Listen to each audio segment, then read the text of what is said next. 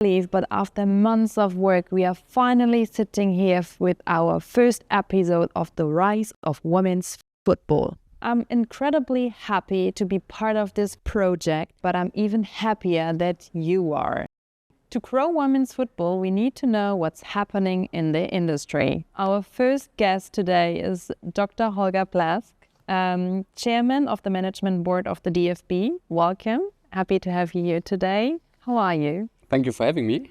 I'm pretty well, thank you. What were your first thoughts when you heard about the rise of women's football? I think the title already explains quite a lot. One could say it's probably one of the main subjects in sports at the moment. The most dynamic growing sports is women's football and women's sports in total. So therefore the title is great. And when I heard about the idea of opening up a business platform and opening up a network, so to develop and to report about like all what is happening around women's football, I really agree with the idea, and I'm happy to be part of it, and even as first episode of the videocast. We are also very happy to have you here. For the beginning, you want to talk a bit about you as a person. So how did you enter the football industry? What career path did you choose? And was it always a dream to work in football? As a beginning, as a kid, it was a dream of playing football. And then I had to realize, okay, on the pitch, it's probably not going to happen. So I started studying. I studied law and only realized while studying that there was growing an industry. So I used to study 1 year in Geneva, and the UEFA had some kind of seminar about professional football in different dimensions. And so I realized there was even a subject called sports law. And so when I came back to Germany, then I decided to figure out how far we were here in Germany about this. And I found a professor who accepted my subject for my PhD thesis to write about central setting of media rights and anti-competition or competition law. And just when I finished it, Bundesliga, DFL, back then exactly had this challenges, because the FCO, the German competition authorities, were looking into how they were selling rights. And so I entered the business and I started it from there. What is fascinating you about football then, especially? I mean, in the beginning, it's just about the game. I love the game itself. I love the atmosphere around the game. So the excitement, everybody grows up with some role models. In my case, and from Cologne, it was Pierre Littbarski back then. So the last title the team won was the first and only one I really followed. So since then, I'm suffering with my club a little bit. But from there, I took it. And if you have passion about something, I think no matter what you're doing in the business, it's better what you're doing. So if somebody is starting in automotive, probably he should care about cars. Otherwise, probably even if he's a lawyer or a controller, is not doing the same. So if somebody really cares about football or sports, I think no matter what you study, you can now find so many opportunities already doing a traineeship during your study times, etc. So, and then I think there's opening up a door. And sometimes you need a little bit of good luck and somebody who believes in you. In my case, that was Christian Seifert back then as a DFL, to take over a lawyer and say, okay, now you're responsible for media rights and the whole media production of Bundesliga. And that's how it all started. What boundaries did you have to face? Did someone inspire you to work in football? No, it was not like clearly a person. It was more, as I said, it was more about like the idea to see, okay, there is a possibility for a lawyer to work in football, which I didn't realize actually before. It's not that I started studying law to end up in football, but I loved football, and then I started studying and saw that both can go hand in hand. If you're looking back in the days, is there something you would do differently from the point of view of today? The red line of your life, normally you see it if you look back. So and if I look back right now, I would say at the most important crossings I took the right direction. If speaking about like the positioning and the possibility to work in football. What was the biggest challenge of your career, because you have a lot of experience?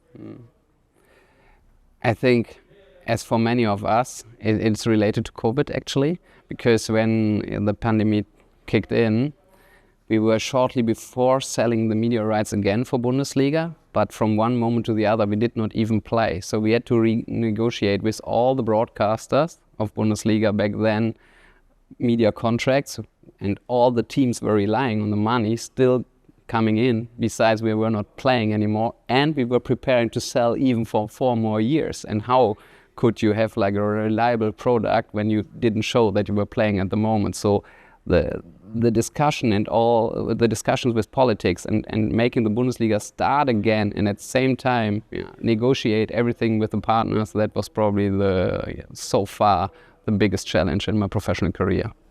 But were there maybe a strain you were learning about these lessons, or maybe are challenges easier now because of the learning effects from the COVID times? I think the biggest learning was everybody saw it coming, only short notice, but we had like many plans of what would happen. But what we didn't plan was that we were not playing at all anymore.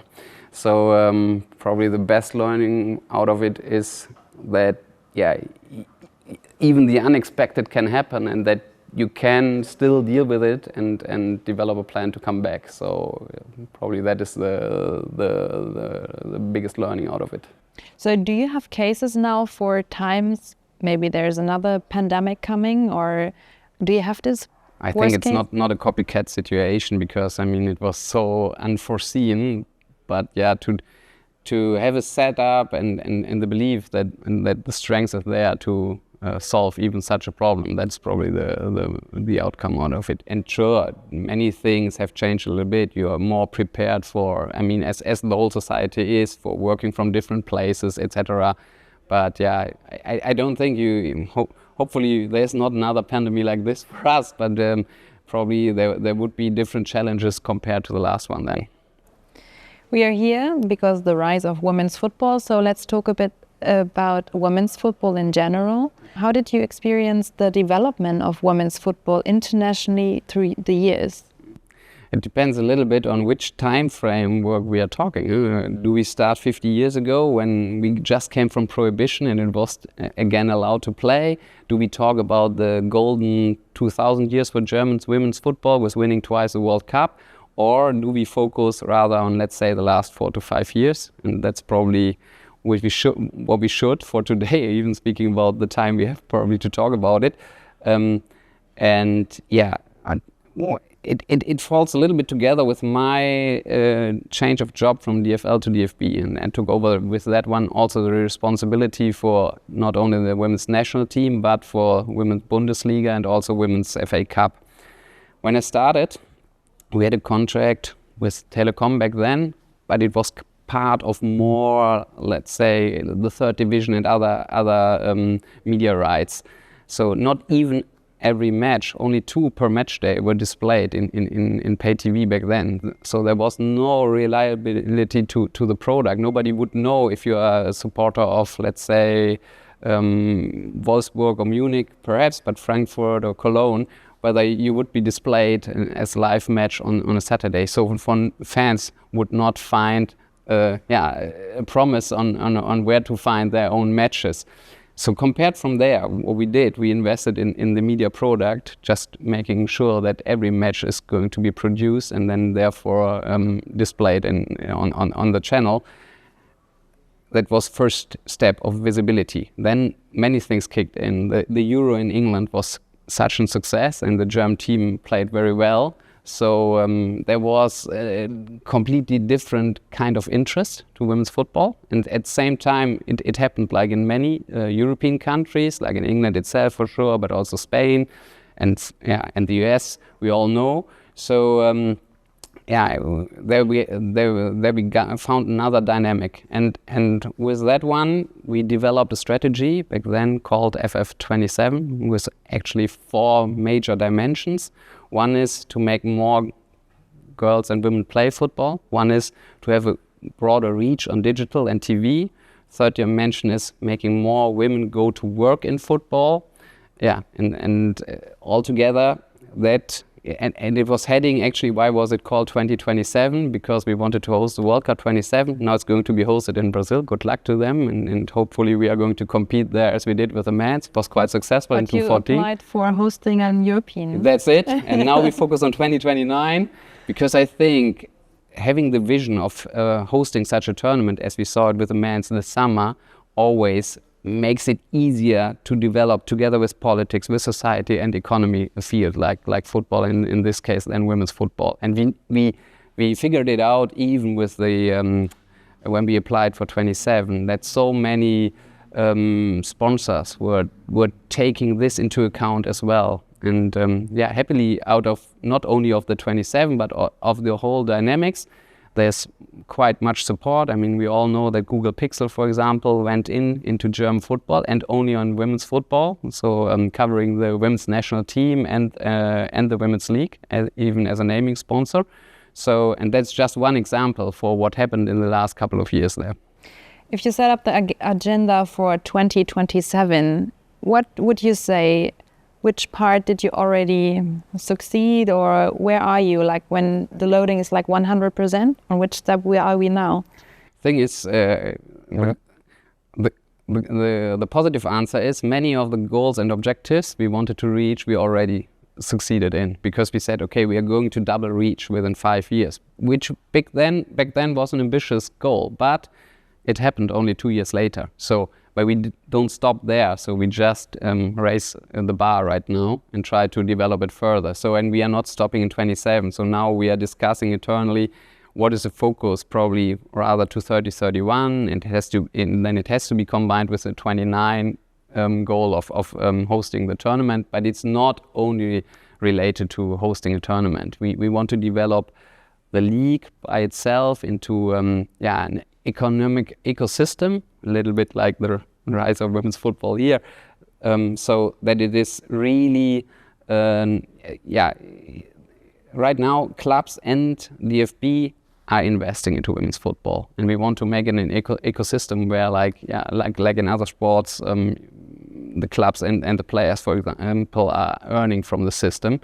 So we want to make the profession of a women's footballer something where you can plan, that you have like an outcome during your career and even for the time to decide what's the career after the career, so that there's an economical stable basis for women to play football.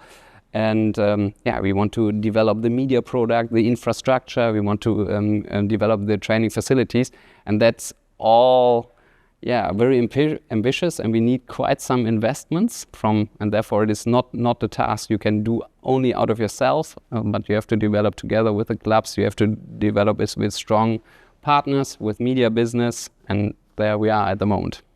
Earlier in your answer you said there was a hype during the tournament in England for the television watching visitors and everything. Could you develop this into the Frauen-Bundesliga of the next season? Do you see there is like a change? You were talking like about the Euro 22 right now, right? No, 2020, yes. Yeah, right. We could see it, because then actually the timing was pretty well, because we tendered the media rights for Bundesliga just after the Euro tournament. And I mean, coming from a very low rate before, but we had like a factor of 16 times media result and revenues out of the Bundesliga tender then. And now we are on like so many different platforms. The Zone is covering all matches, so is Magenta Telekom. We have like the highlights in Sportschau and in the public channels. We have 10 matches with the public channels per season. And we have Sports 1 doing the new Monday night match. So therefore, speaking about the reach, it's not only doubled, it's tripled, it's whatever, but it's only the first step, because we are dividing from there money into the product. We can pay all the production of all the matches out of it, but next step must be, as we see it from men's football as well, that we find a competition situation and probably have a more exclusive setup, because right now we just wanted to have the maximum out of reach. So that's why we doubled, for example, 2 pay platforms which is not very normal in a case of other sport goods. You wouldn't find it on 2-pay platforms, but for this 4 years, it's the right situation. Find as many viewers as we can. So what would you say, what challenge did the DFB face during the development most? Yes, good question. There's quite some challenges. One was, and perhaps even still is, that the image of not only of the DFB but of an association in the public sometimes is, oh, they are not fast, they are not flexible enough to do so. I think we gave the answer that we can and that we do, that we have like concepts for the development, that we discuss it with players, with the clubs. So yeah, it is about the image situation. Who is trusting in a development of such a topic within an association? The other challenges is that decision making, and perhaps that's kind of a German challenge, is we are not the fastest in just starting things and then trying things and perhaps agreeing on, okay, that was the wrong way, but now we do it a little bit different and go on. We just want to design it perfectly before we start. And yeah, so the challenge is really because we have to care what we're doing and in what we are investing, because resources are limited always and money is, but we still now have to start with developing the new league, and we're doing, like with the end of the season, Bundesliga next season will play with 14 and then 12 clubs, for example, because we see now many clubs who started developing women's football are on their way through the leagues up to the Bundesliga. Yeah, but in total there, I think the challenge is to get the right speed and to set it up right now. You mentioned the Google Pixel before. How did the commercial partnership with DFB Frauen change through the years, and especially with the partnership of Google Pixel? Part of the answer is we always had partners around women's football with different motivation, but still, for example, many people might have forgotten, but Fly Alarm took it over in a time where they did not even have like a media scenery like we have it from today. So it's still to say thank you to them that they believed very early in the topic. So Google Pixel came up to us, and Google is a company who is normally data-based and driven. So they will have found the trend or hype, and then the trend, I think it's more than a hype by now, about women's sports and football, and they believe in it and want to develop it together. And they are challenging us at the same time, because they are not a classical sponsor, because I mean they're a big brand, everybody knows Google.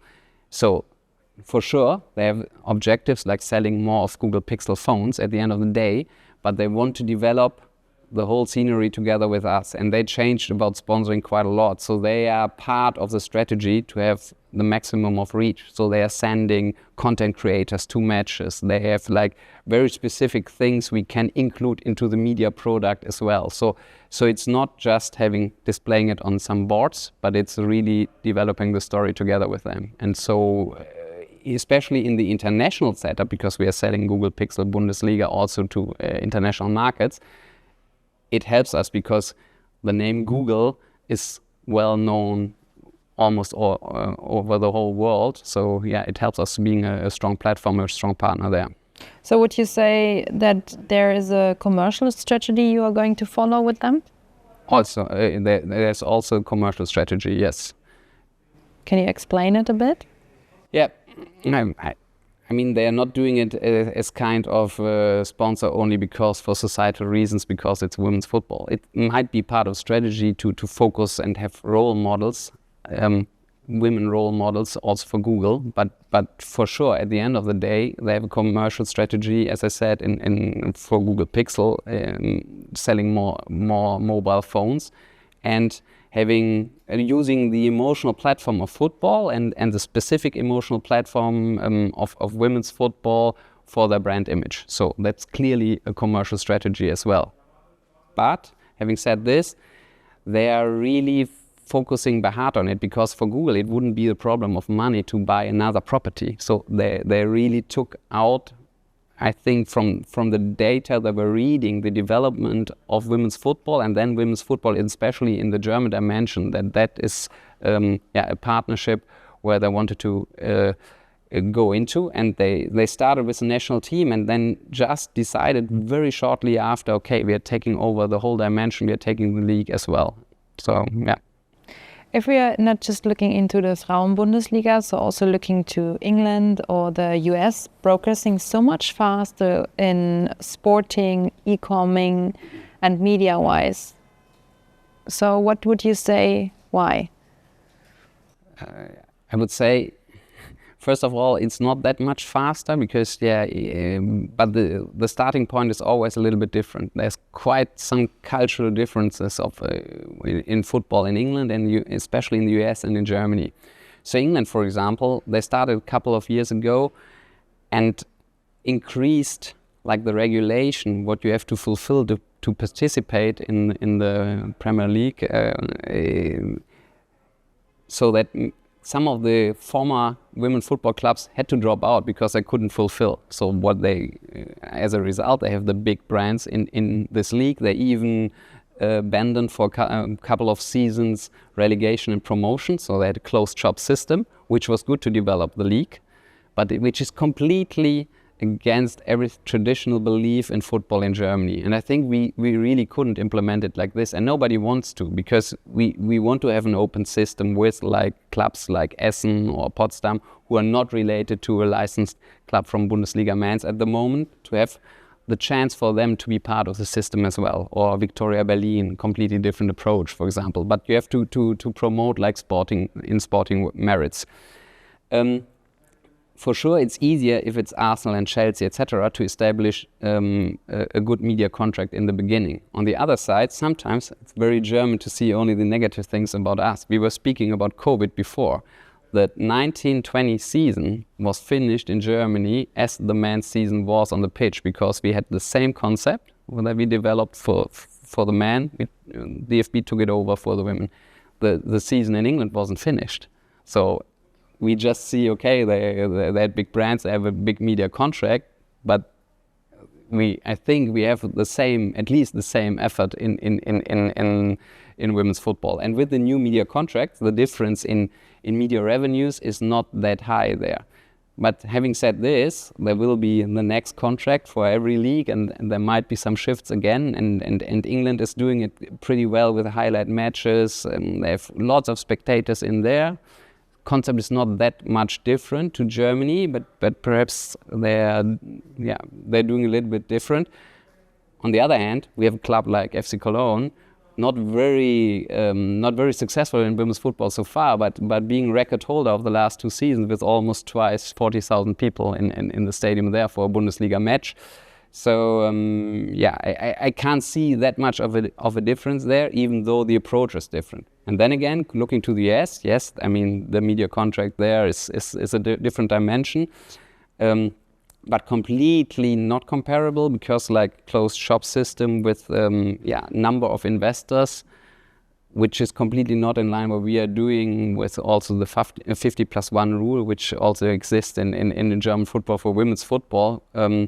And it's, I think, second or third time that they try to establish an investor model around the league there. And but that's what I said before. They made a plan, they follow it, and if it doesn't work out, they will change the plan. But they are moving. They're moving quicker at the moment, and that's what I said is probably the biggest challenge to us, that we have to start doing perhaps some things a little bit faster, even though it's not perfectly designed from the beginning. Let's talk about the Frauen-Bundesliga. What is required for women's teams to forge lucrative long-term commercial partnerships? What do you think? I mean, I think there are quite some long-term commercial partnerships.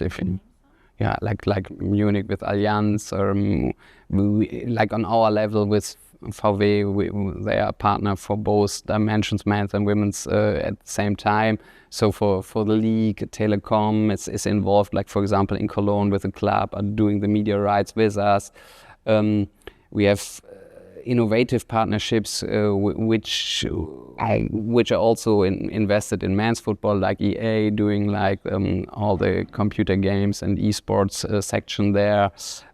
So yeah, there is already awareness about women's football and major interest, and it's getting more and more. Google Pixel we spoke already about, but always if we are now approaching the market with the DFB portfolio, even though perhaps sometimes at the end somebody is focusing on men's, but there's not one negotiation or discussion anymore where women's football is not at least part of it. And it's driven by us for sure, but it's not in the way as it was done 10 years ago. Back then you made a contract around the men's national team and you would just say in the last minute, and by the way, we write in women's and so that we can take some money out of it and put it into women's football. Right now we are not selling anything anymore around the women's national team or the league if a sponsor is not willing to have like real value invested into women's football. Then other than this, then we decide to have like a different partner setup. So that's why we don't have like completely parallel all sponsors, let's say, on the men's national team and the women's national team, because now they really can take their decision, and we just sell if there's value behind it, if they're investing in women's football as well. Then how can the Frauen-Bundesliga go into the profit zone? That's a good question, especially in football, because profit zone in football is always defined also by the cost and then by the cost of players. So that's why men's football is so difficult to be in the profit zone. But yeah, here we are in a different situation. As I said, we first of all have further to develop the interest and the reach. So there has to be, at the end of the day, it's about all of us. Are we willing to pay for example, the media product? Are we willing to follow it like other entertainment goods? And that's why, yeah, we have to build up this ecosystem. We have to build up the media product. We have to build up the digital possibilities to follow the league, to increase the interest there, and then together with the clubs we have to find like an increased and better infrastructural setup for stadia visits, because we can see if the atmosphere around a match like the FA Cup final by now is different, then you have 40 to 50,000 people there, you have the people in buying merchandise around the match, and that is what we have to develop. And we're coming right now from a situation where a normal league match is played with a very small crowd. We have highlight matches, which is the first step. We have to have it at least like on every match day one in the nearer future, so that you have like same atmosphere as you have, or a kind of atmosphere like you have in men's Bundesliga or in other sporting competitions. And then we are pretty sure the situation or the out of the interest, the money will follow. Because if there's more people interested, if there's more women and girls playing, if there's more people going to stadia, if there's more media interest, sponsors like we already found them are willing to invest. But right now it's still like a topic where we have to invest, like together with the clubs, to create this kind of infrastructure and development in the league, so that we end up with the ecosystem as I described. So what would you say? It's more about the clubs, or more about the DFB, or maybe more about the schools to grow the interest in women's football and to follow them? And what would you say? No, it's about the DFB and the clubs right now together. Because fans are normally, especially like for a league or a competition, fans are not with the association organizing the competition. The fans are more with clubs participating. Difference is for the national team. I mean, that interest we have to develop. And then again, the brand positioning of the competition, how a league is perceived, or an FA Cup, that is something the association has to do, but it only can work together, hand in hand with the clubs. What would you say, like FC Bayern München, Eintracht Frankfurt, they have a lot of fans if you're looking in the Frauen-Bundesliga, but if you're looking a match against, for example, Leverkusen, they have like so many fans with the men's team, but if you're visiting a women's team, they are like, even on the village, on the football court there's more action than beside the Leverkusen game, for example? An interesting one, because Leverkusen, for example, right now is an example. They are performing pretty well in the Women's Bundesliga this season, so that will also there will be an increase in interest around the club also in women's football, and again Munich, for example, for many reasons they are playing many matches at the Munich campus and not like in a bigger stadium, which is they have to define where's the right moment when to play like on a bigger ground. So there's not like one size fits all solution. I think the model we are defining at the moment, defining highlight matches where Munich is playing in the Allianz Arena, or Frankfurt is playing in Deutsche Bank Park, Cologne is playing in Rhein-Neckar-Stadion, it is the right thing to do, but we all together have to decide, okay, when is the shift of infrastructural situation so that we really increase from now around 3,000 viewers per match in Women's Bundesliga to a different level, because everybody expects a different atmosphere there. And what can we do? And that is something we can see even from the national team matches. You need digital and other promotion around the matches to grow the interest and make people realize, oh yeah, tomorrow I can follow the team there in the stadium in Bremen, for example, and because Munich is in town. So, do you think that the NWSL and WSL are ahead of the Frauen-Bundesliga, maybe? Difficult to say. As I said before, I think everybody has to find a little bit its own way, like in the framework where you're playing. From mere numbers, the US is ahead at the moment, definitely, because the latest media contract is ahead of everything in Europe.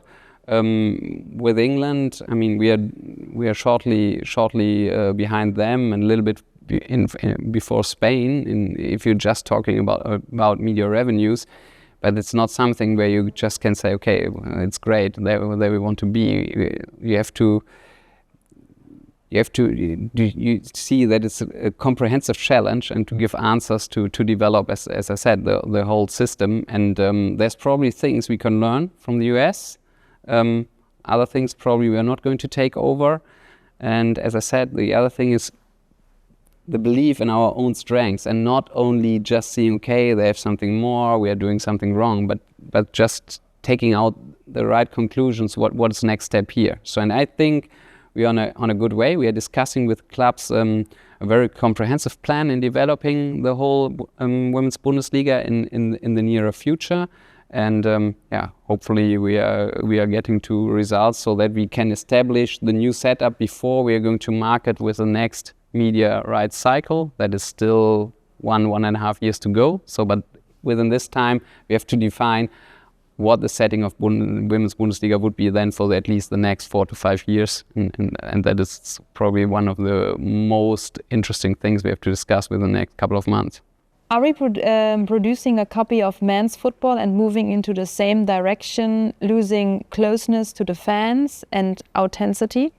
No, I wouldn't say so far. I mean, we can see, like, if you were following, for example, the documentary about the women's national team, Born for This, and the way the players in Women's Bundesliga want and are sharing, for example, content. They're getting content from DFB and from media partners to use on their own social channels, and they're giving content via this platform, and we can distribute it to other partners. That's things you don't see in men's football at the moment. So if you have a look into who's going to stay there, who's going to follow the product, it's not completely separate. There's some football interest, and football interested people are watching both, but there's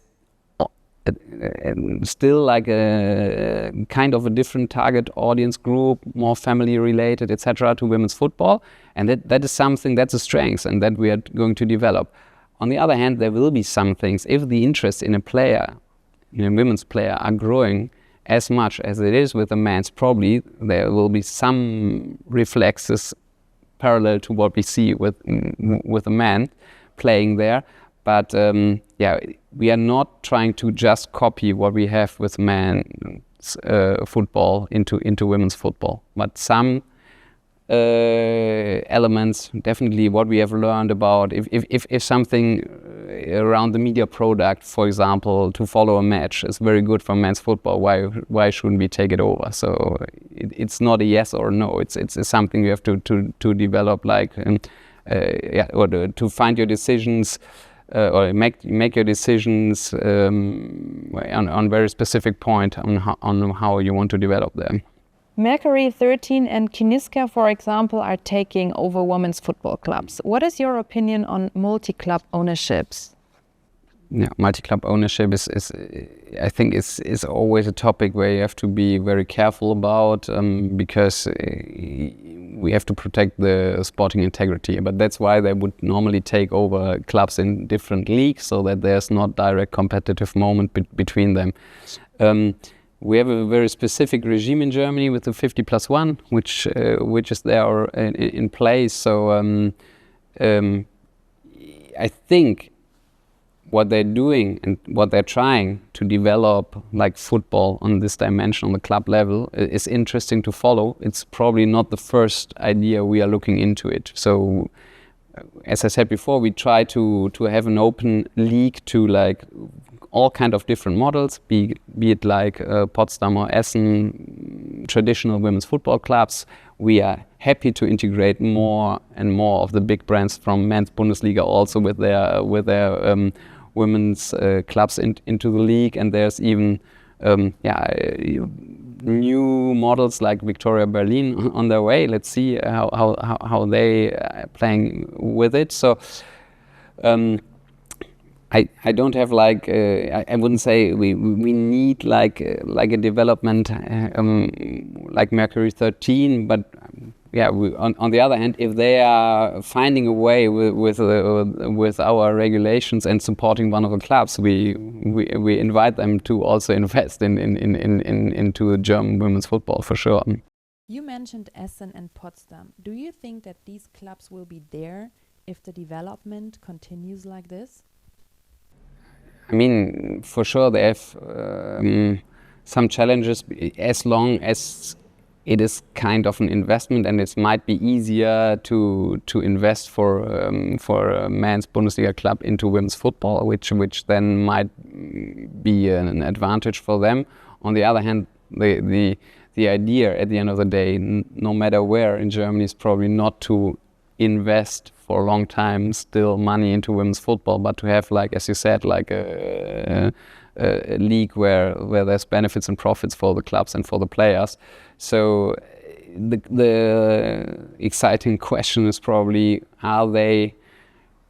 can Potsdam, Essen or others do the investment out of themselves, or develop the clubs out of themselves, and in competing with the other clubs? And so far it seems to be possible, and they're showing it by being qualified for the league, and we see like some shifts in men's Bundesliga as well, that there's clubs from other cities joining the Bundesliga, and some big traditional clubs are right now rather playing second Bundesliga. So I think it's an open race.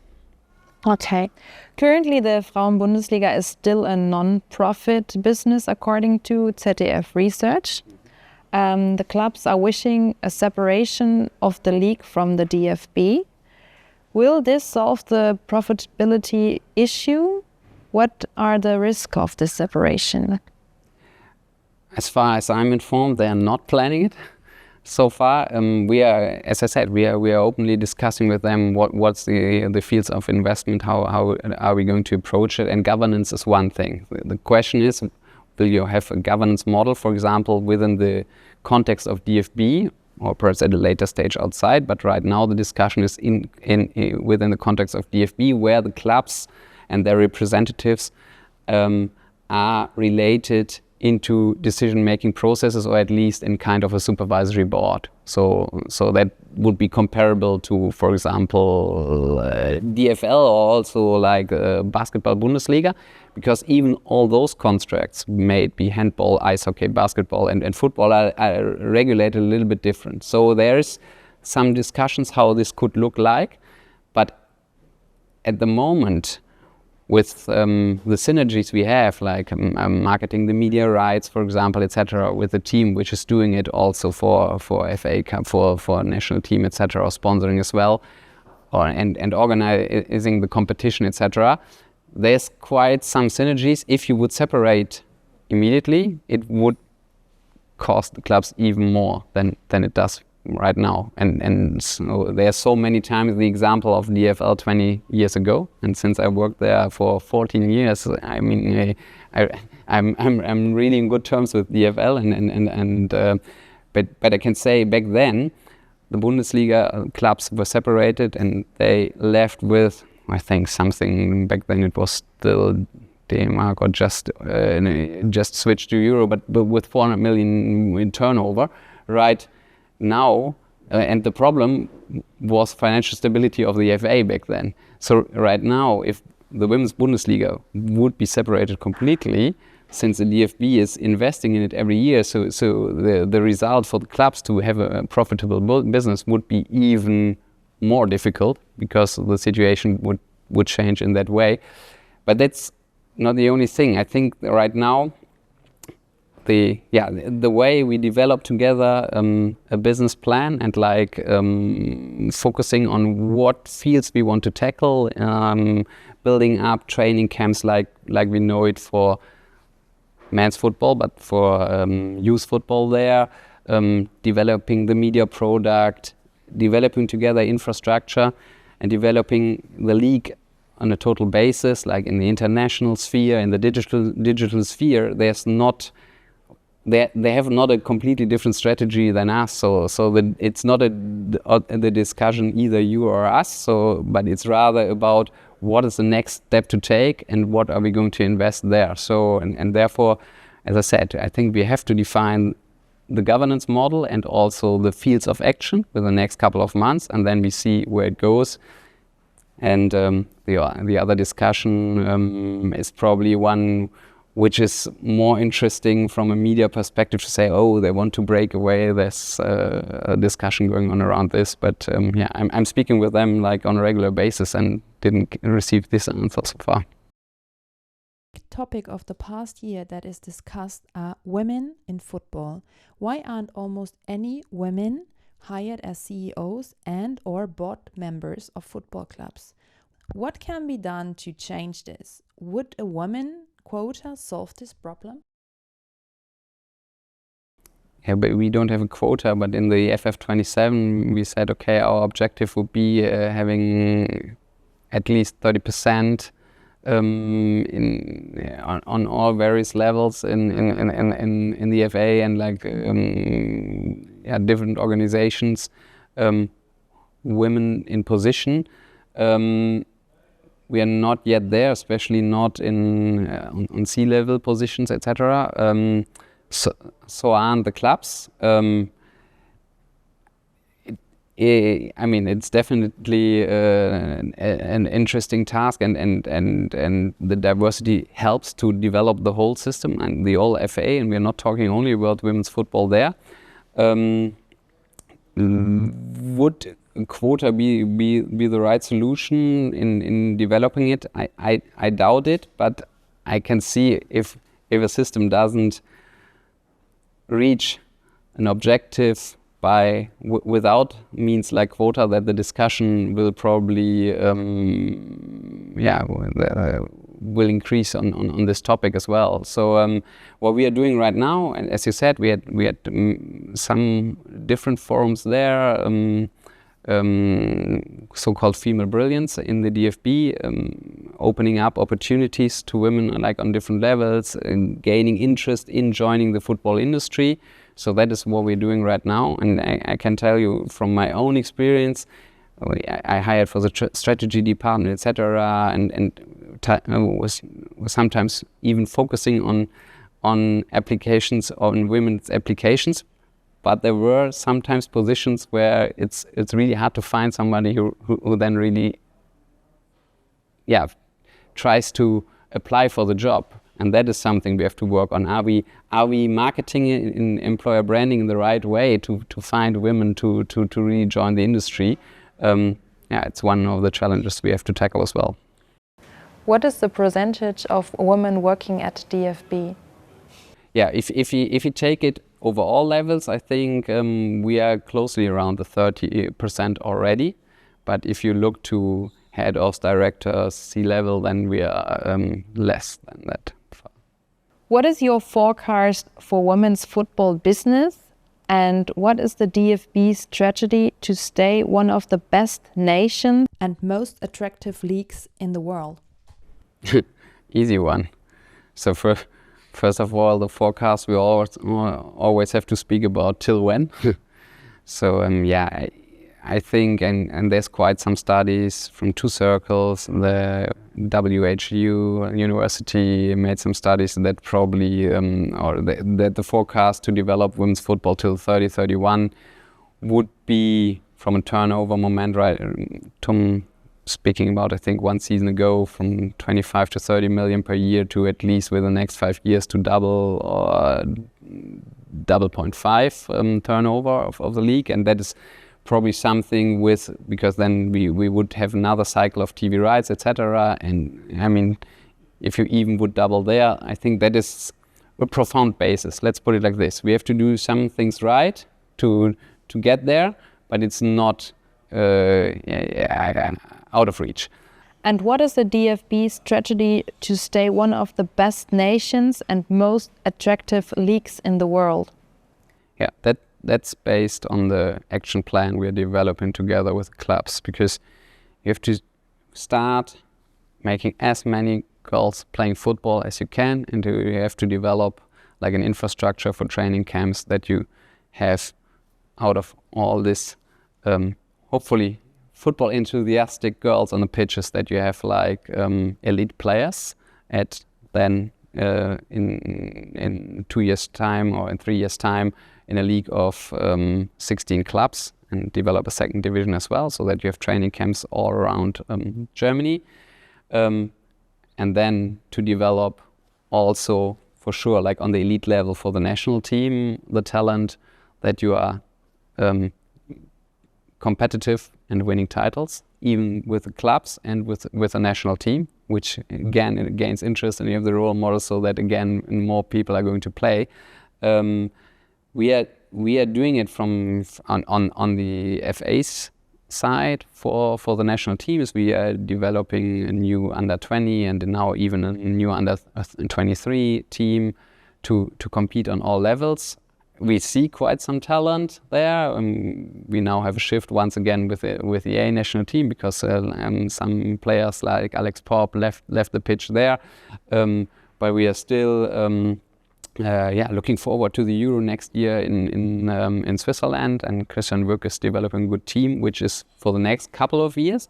But the whole action plan for the league also fits into that the national team is competitive on the pitch. So that's kind where sporting and development of the whole ecosystem fit together. And there's probably no great national team in 10 years' time if we wouldn't be with the Women's Bundesliga, one of the best leagues as well. So. Can you tell us if there exist internationalization plans for the Frauen-Bundesliga? Yes, they do. We already work together with ESPN, with DAZN, with W Sports. We have some territories we are doing it on our own OTT DFB Play, but actually we are displayed almost all around the world with Women's Bundesliga since last season. So that's the first step, and so that's the basis for everything in internationalization, that you can see our players and our league playing in the world. Which markets are the most interesting one Yeah, I mean, it always starts with women's football interest, so that's why US is one, and then all other women's football markets, perhaps which are well known, as I said already, US, but also like Mexico, there's Japan, there's in Europe quite some markets, there's a general football interest about Germany in the MENA region, so yeah, but that is the focused markets and where we do have like TV partners then.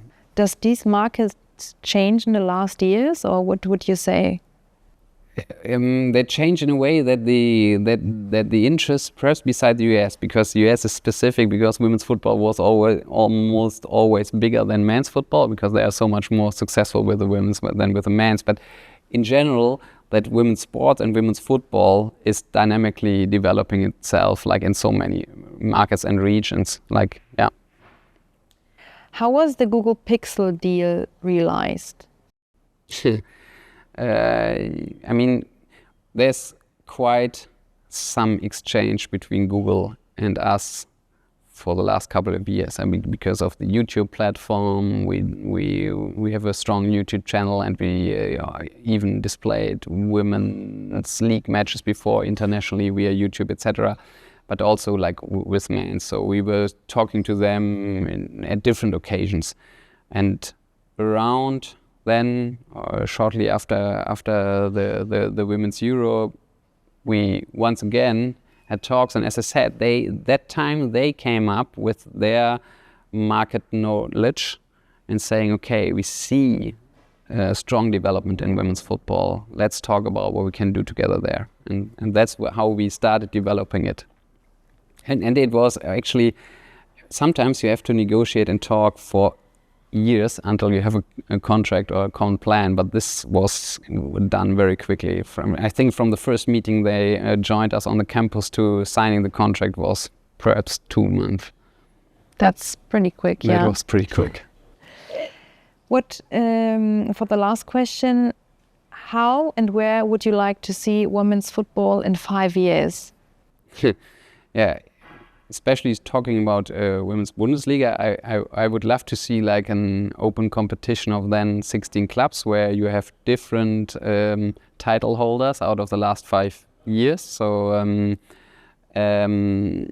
and German teams playing on the international level, on Champions League level, in semi-finals, finals, so that you can see, okay, there's sporting benchmark, and yeah, to have like an increased media interest in domestically and international, so that German or women's Bundesliga would be at least one would say, okay, there's the American League, the English League, and women's Bundesliga on the same level. But then I think we would have done a quite good job.